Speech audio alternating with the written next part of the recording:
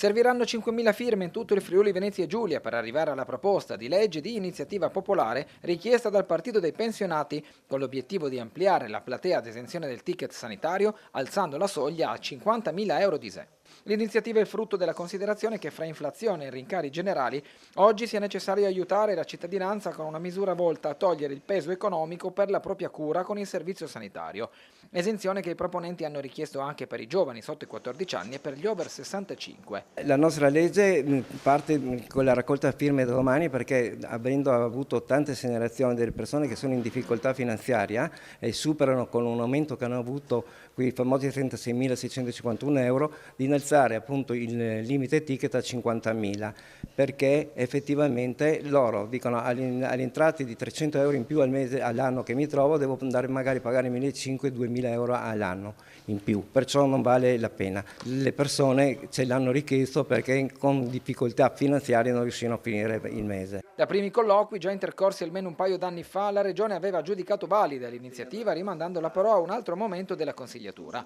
Arrivati però a oggi, i pensionati, non avendo avuto più risposte, si sono mossi con gli strumenti a disposizione. Le 5.000 firme sono il primo passo, poi il documento passerà al vaglio delle commissioni e il verdetto arriverà all'interno dell'aula del Consiglio regionale. Noi avevamo già chiesto al Presidente Federica la prima volta 2 anni fa un incontro, lui aveva detto sì è una cosa molto interessante, ci sentiremo, poi per 8 mesi non abbiamo sentito nulla, abbiamo richiamato, lui ha detto sì è una cosa importante, incaricherò l'assessore Rosolin a interpellarvi. Non abbiamo più sentito nessuno e allora abbiamo preso questa iniziativa, visto che esiste questa legge elettorale popolare, con 5.000 firme per chiedere formalmente al Consiglio regionale di poterla approvare.